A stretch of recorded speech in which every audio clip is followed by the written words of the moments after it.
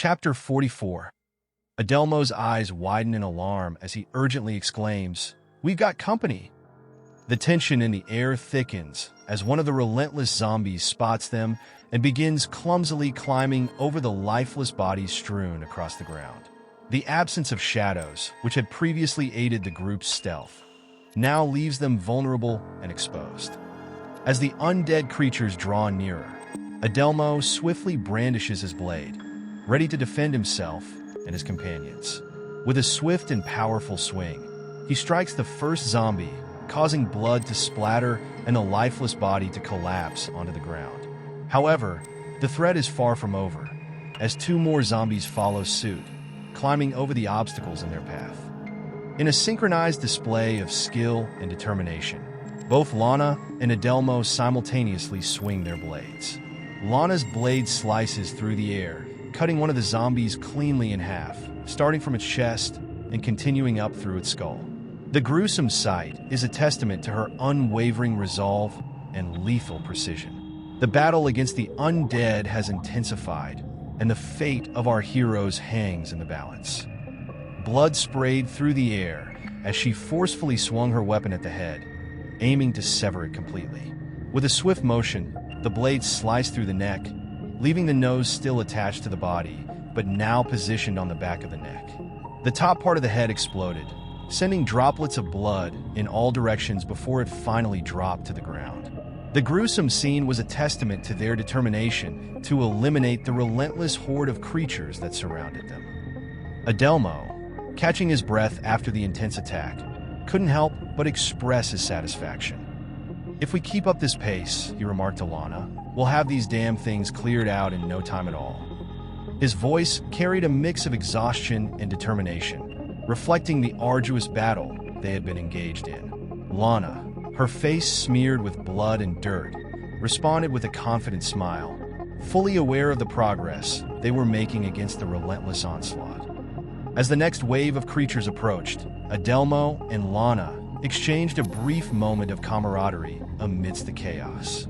The sight of blood-soaked bodies and severed heads didn't deter their spirits. Instead, it fueled their resolve to continue fighting. With each swing of their weapons, they moved closer to their goal of reclaiming their territory from the encroaching horde. The determination in their eyes and the unwavering smiles on their faces were a testament to their unwavering spirit and their belief that victory was within reach. Adelmo and Lana were in the midst of a chaotic scene, surrounded by a horde of zombies. Adelmo, with his back against a pile of dead bodies, was fending off one zombie after another.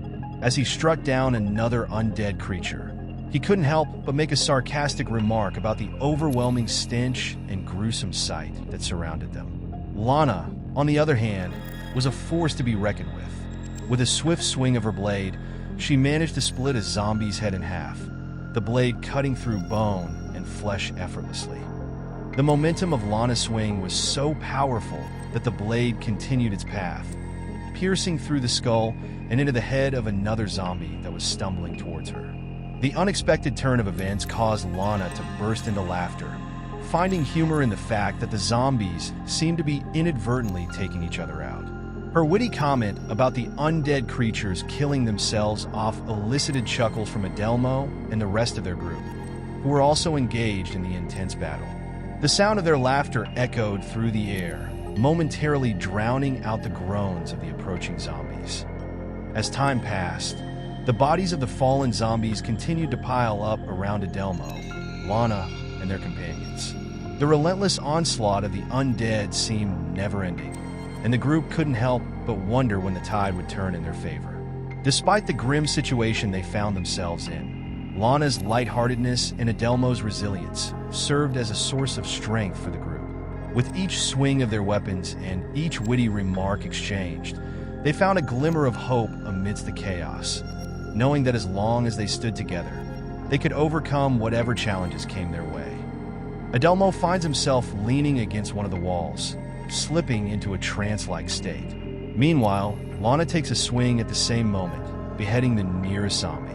As Adelmo falls deeper into his trance, Lana suddenly experiences a connection with him.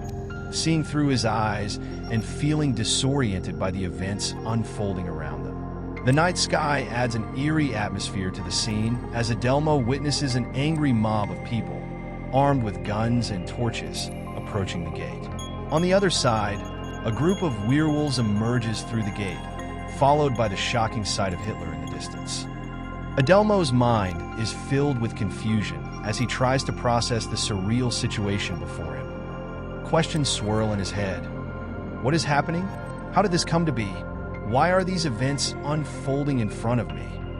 Meanwhile, Hitler's commanding voice cuts through the chaos, ordering the attack. The mob, werewolves, and Hitler's forces move forward, launching a violent assault on anyone in their path. Adelmo's attention is drawn to the strange dog collars around the necks of the werewolves, sparking a realization in his mind. The sight of the dog collars triggers a thought in Adelmo's mind as he contemplates the purpose behind these devices. He ponders whether they are used for control or identification, marveling at Hitler's ability to manipulate such powerful creatures.